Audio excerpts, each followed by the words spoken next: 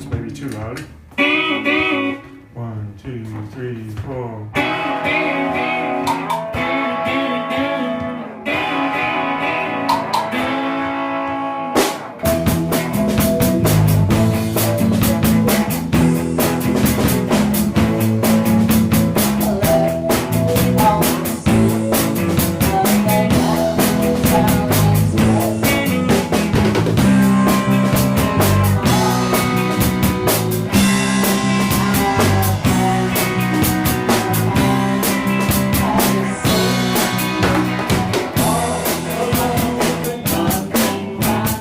Back when I was in art school, I wrote a lot of songs, like in the kind of punk band era. And then I started playing with bands again. Like we reached a point where most of our socializing was dinner parties. And like I like good food and I like going to dinner parties, but I didn't want to just do that. So this was another kind of way to have a social experience.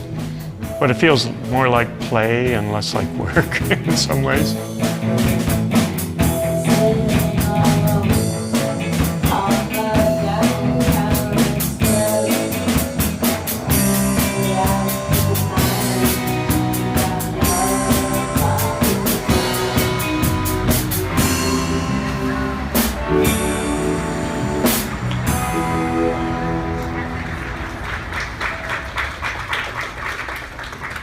Because he doesn't think that the unconscious is necessarily a benign or good thing. So the unconscious isn't valorized. I was approached by After All Books. I was close friends with Mike Kelley.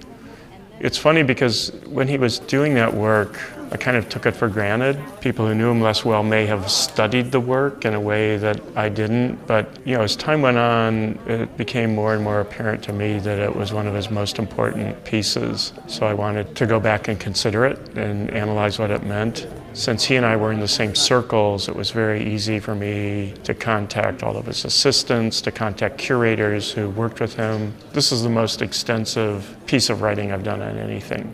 I think in many ways our work is very different, but a lot of critics would lump us together. Certainly we were friends, but Mike collaborated with a lot of people. We never collaborated for whatever reason. I think that we share a lot of values in common, but I think that there's a difference in approach.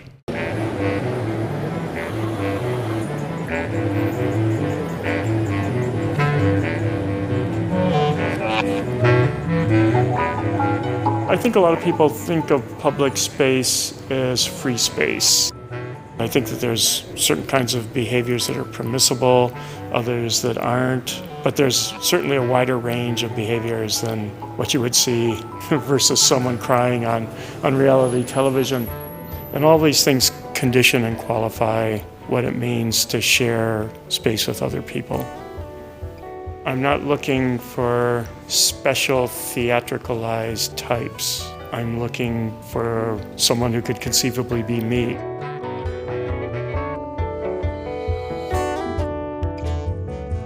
I start by just photographing people on street corners, and I always edit out images where people are glaring angrily at the camera. Part of this involves a kind of fiction of the photographer, me not being there. I think of these as being social portraits, and that I'm concerned with a kind of group dynamic. And what I'm trying to get at is a kind of contemporary condition with everyday kind of rhetoric.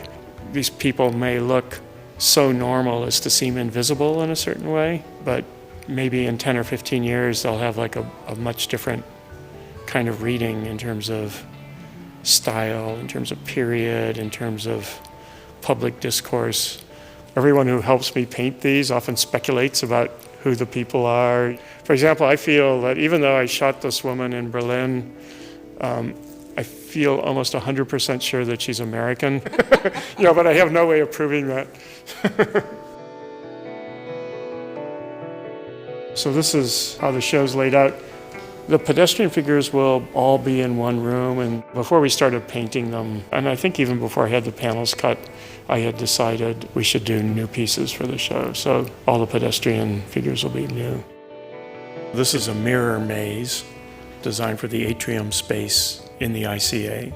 A labyrinth that will be large enough that you could conceivably get lost in it, or at least take some wrong turns. We have to go into production soon, so it was a pretty tight turnaround. But I think it turned out okay.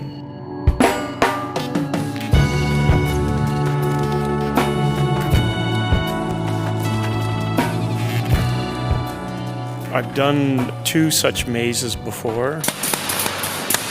One was in Lausanne, Switzerland. The other was in Moji, Japan. But this will be the biggest.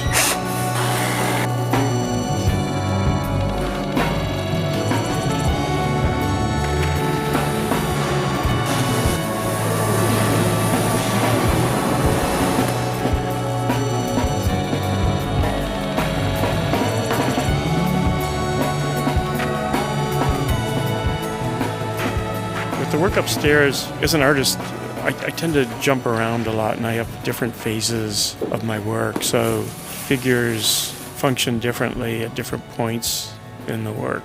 Maybe one way to describe it would be that there's different deployments of the figure throughout the show. It's not like an absolute opposition between the maze and the rest of the show, but there can be different sections of the show that resonate in different ways with other sections. I think Alex was very cognizant, particularly with the earlier work, of a particular American orientation. Compared to like the shows I did in Europe, he wanted to key it to a kind of Americana that was embedded in the work, which I think was stronger in the earlier work, and now culture is globalizing too, so it's a whole different thing.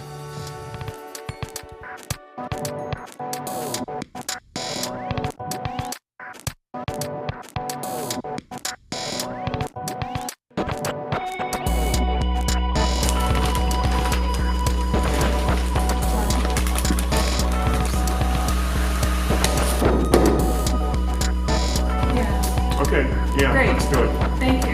It certainly looks better than what it does. Okay. You know that. Yeah. So. That's the goal.